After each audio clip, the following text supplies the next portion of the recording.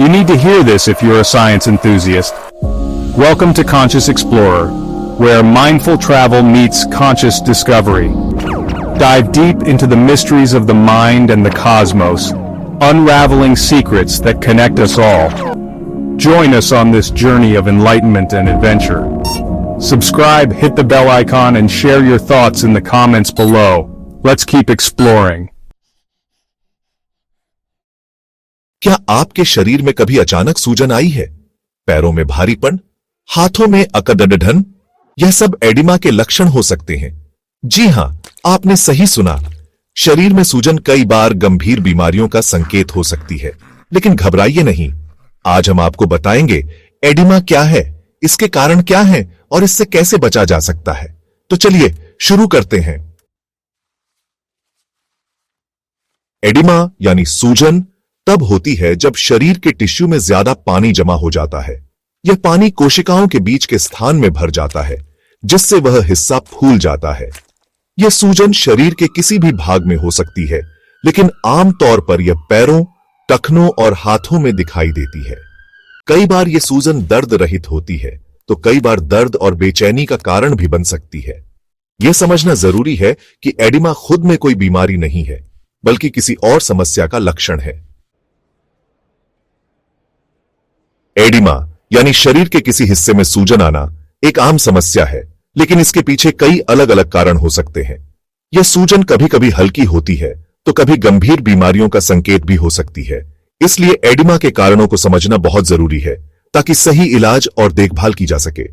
Oedema के कारण दो तरह के हो सकते हैं, कुछ सामान्य जो रोजमर्रा की आदतों या हल्के बदलावों से होते हैं, और कुछ गंभीर जो शरीर के अंदरूनी अंगों की समस्याओं से जुड़े होते हैं। पहले जानते हैं कुछ सामान्य कारणों के बारे में। सबसे आम कारण है लंबे समय तक खड़े रहना या बैठे रहना। जब हम घंटों तक एक ही जगह पर खड़े या बैठे रहते हैं, तो पैरों में रक्त संचार धीमा हो जाता है। इससे पैरों में तरल पदार्थ जमा होने लगता है और सूजन आ जाती है। ऑफिस में लगातार डेस्क पर बैठना या यात्रा के दौरान लंबे समय तक एक ही पोजीशन में रहना भी इसका कारण बन सकता है। दूसरा सामान्य कारण है ज्यादा नमक खाना। जब हम अपने खाने में बहुत अधिक नमक या प्रोसेस्ड फूड्स का सेवन करते हैं, तो शरीर में सोडियम की मात्रा बढ़ जाती है। सोडियम पानी को शरीर में रोकता है, जिससे सूजन बढ़ सकती है। इसलिए संतुलित आहार और कम नमक का सेवन बहुत जरूरी है। गर्भावस्था के दौरान भी एडिमा होना आम बात है। इस समय शरीर में हार्मोनल बदलाव होते हैं और गर्भाशय का आकार बढ़ने से पैरों पर दबाव पड़ता है। इससे पैरों और टखनों में सूजन आ सकती है। हालांकि यह आमतौर पर हानिरहित होती है, लेकिन अगर सूजन अचानक और बहुत ज्यादा हो तो डॉक्टर से सलाह लेना चाहिए। कुछ दवाओं का सेवन भी एडिमा का कारण बन सकता है, जैसे कि दर्द निवारक दवाएं, स्टेरॉयड, ब्लड प्रेशर की दवाएं या हार्मोनल दवाएं।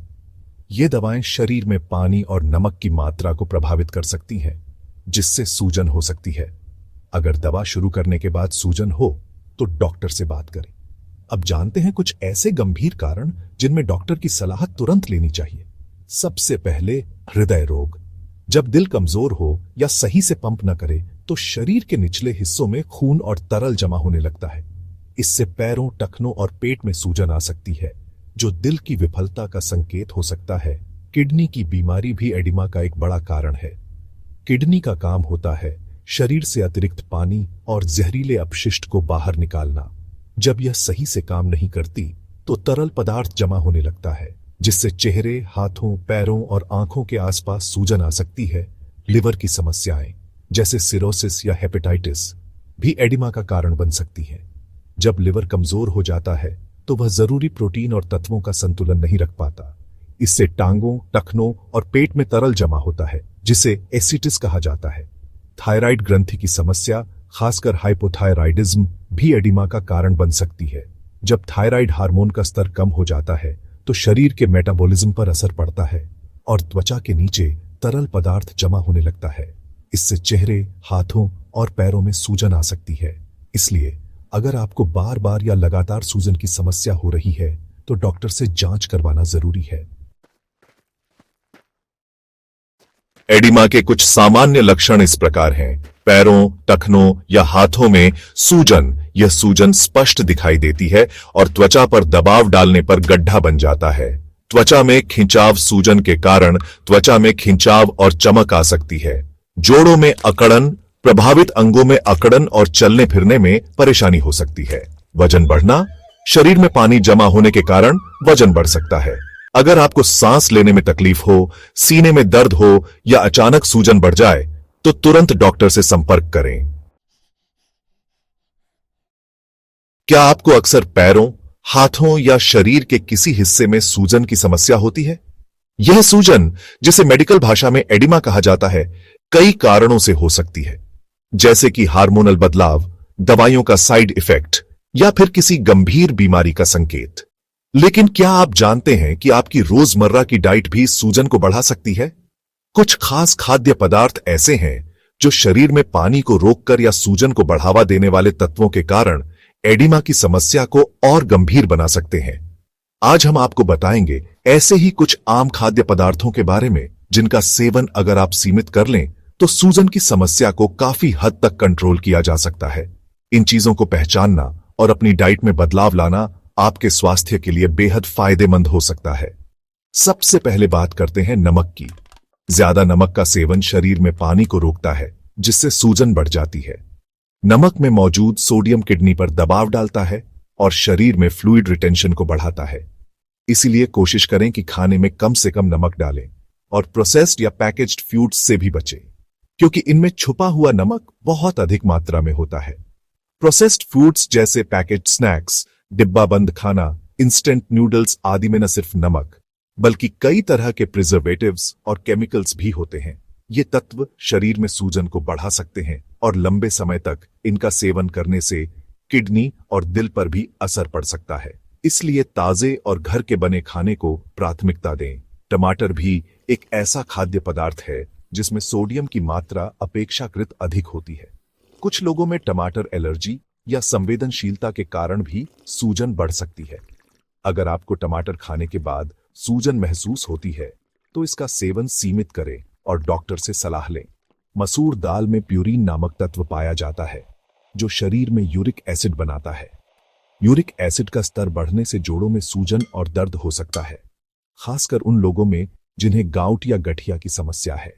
अगर आपको पहले से ही सूजन की समस्या है तो मसूर दाल का सेवन सीमित करें और अन्य दालों का विकल्प चुनें।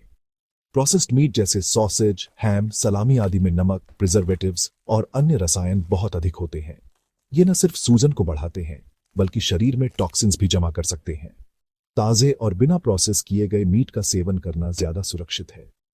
कैफीन युक्त पेय जैसे कॉफी, एनर्जी ड्रिंक्स और कुछ चाय शरीर को डिहाइड्रेट कर सकते हैं।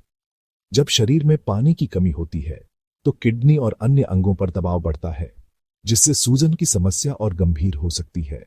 अगर आपको सूजन की समस्या है तो कैफीन का सेवन सीमित करें और ज्यादा पानी पिएं।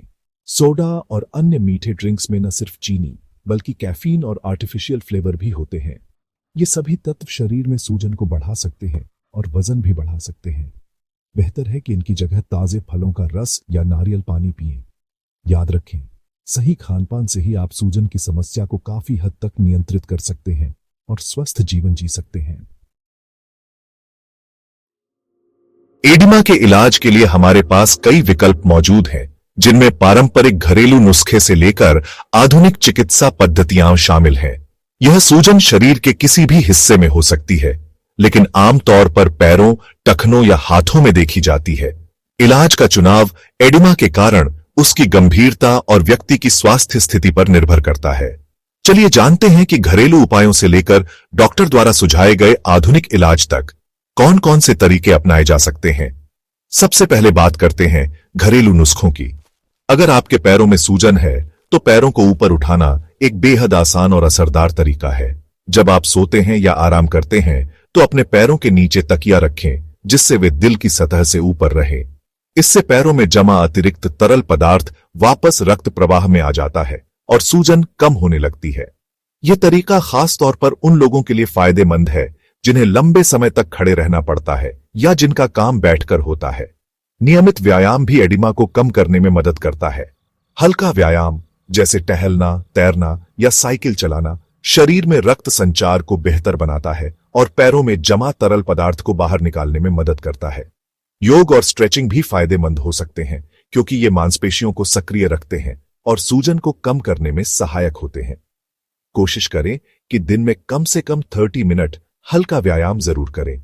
शरीर को हाइड्रेटेड रखना भी बहुत जरूरी है।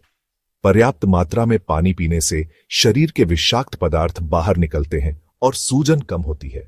दिन भर में कम से कम 8-10 गिलास पानी पीने की सलाह दी जाती है। इसके अलावा ताजे फलों और सब्जियों का सेवन भी शरीर में पानी की मात्रा बनाए रखने में मदद करता है। अगर आपको बार बार सूजन की समस्या होती है तो नमक का सेवन कम करें क्योंकि ज्यादा नमक शरीर में पानी रोकता है। खीरा एक प्राकृतिक डिटॉक्सिफायर है। इसमें पानी की मात्रा बहुत अधिक होती है और यह शरीर को ठंडक प्रदान करता है। आप खीरे को सलाद में शामिल कर सकते हैं या सीधे खा सकते हैं। कुछ लोग सूजन वाले हिस्से पर खीरे के टुकड़े रखकर भी राहत पाते हैं। खीरे के अलावा तरबूज, लौकी और नींबू पानी भी शरीर से अतिरिक्त पानी बाहर निकालने में मदद करते हैं। धनिया पानी एक असरदार घरेलू नुस्खा है। 1 गिलास पानी में रात भर 1 चम्मच धनिया बीज भिगो दें और सुबह खाली पेट छानकर पी लें। इसमें मौजूद डायूरेटिक गुण शरीर से जमा पानी को बाहर निकालने में मदद करते हैं। बार बार सूजन से जूझ रहे लोगों के लिए यह उपाय बेहद उपयोगी हो सकता है। अगर घरेलू उपायों से राहत नहीं मिलती तो डॉक्टर से सलाह लेना जरूरी है। आधुनिक चिकित्सा में डॉक्टर सूजन को कम करने के लिए मूत्रवर्धक दवाएं लिख सकते हैं, जिन्हें डायूरेटिक्स कहा जाता है। ये दवाएं शरीर से अतिरिक्त पानी और नमक को पेशाब के जरिए बाहर निकालती हैं, लेकिन इन दवाओं का सेवन डॉक्टर की सलाह के बिना न करें क्योंकि इनके कुछ साइड इफेक्ट्स भी हो सकते हैं। एडिमा में कंप्रेशन थेरेपी भी असरदार मानी जाती है। इसमें सूजन वाली जगह पर दबाव डालने वाली पट्टियां या स्टॉकिंग्स पहनाई जाती हैं, जिससे ब्लड सर्कुलेशन सुधरता है और सूजन घटती है। यह तरीका खास तौर पर वेरिकोज वेन्स और लिम्फेडेमा के रोगियों के लिए लाभकारी है। इसे भी हमेशा डॉक्टर की सलाह से अपनाएं। याद रखें, एडिमा के इलाज के लिए सबसे जरूरी है सही कारण की पहचान और समय पर इलाज। अगर सूजन के साथ दर्द, लालिमा, सांस लेने में तकलीफ या अचानक वजन बढ़ने जैसे लक्षण दिखें तो तुरंत डॉक्टर से संपर्क करें। घरेलू उपायों के साथ साथ डॉक्टर की सलाह और नियमित जांच से ही एडिमा का सही इलाज संभव है। अपने स्वास्थ्य का ध्यान रखें और किसी भी लक्षण को नजरअंदाज न करें। एडिमा से बचाव और इलाज के लिए जीवन शैली में कुछ बदलाव करना जरूरी है।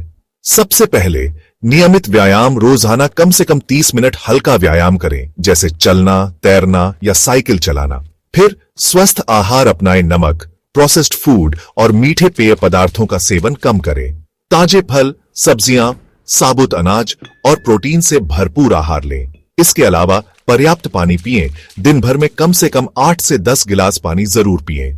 तनाव प्रबंधन भी जरूरी है क्योंकि तनाव भी एडिमा का कारण बन सकता है। इसलिए तनाव को नियंत्रित करने के लिए योग, ध्यान या प्राणायाम करें। और हां, हर घंटे थोड़ा चलें। अगर आपका काम ज्यादातर बैठे रहने का है तो हर घंटे 5 से 10 मिनट के लिए चलें फिरें। एडिमा के इलाज में आयुर्वेद और आधुनिक विज्ञान दोनों का अपना अपना महत्व है।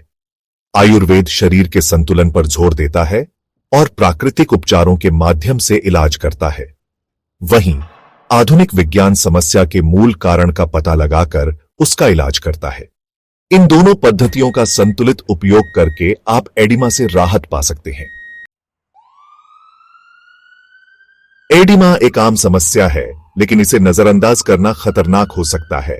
अपने शरीर के प्रति सजग रहें और अगर आपको कोई भी असामान्य लक्षण दिखाई दें तो तुरंत डॉक्टर से सलाह लें। याद रखें, स्वस्थ जीवन शैली ही बीमारियों से बचाव का सबसे कारगर तरीका है। स्वास्थ्य से जुड़ी रोचक और उपयोगी जानकारी के लिए हमारे चैनल को सब्सक्राइब करें। इस वीडियो को लाइक और शेयर करें ताकि ज्यादा से ज्यादा लोग इस महत्वपूर्ण जानकारी से लाभान्वित हो सकें। नए वीडियो की सूचना पाने के लिए बेल आइकन दबाना न भूलें। In the vastness of the universe, every question is an adventure. This is Conscious Exploring, where curiosity meets discovery. Subscribe now. Your journey through knowledge begins here. Please subscribe, comment, share with everyone, keep watching our captivating research-based videos, and hit the bell icon to get all our notifications.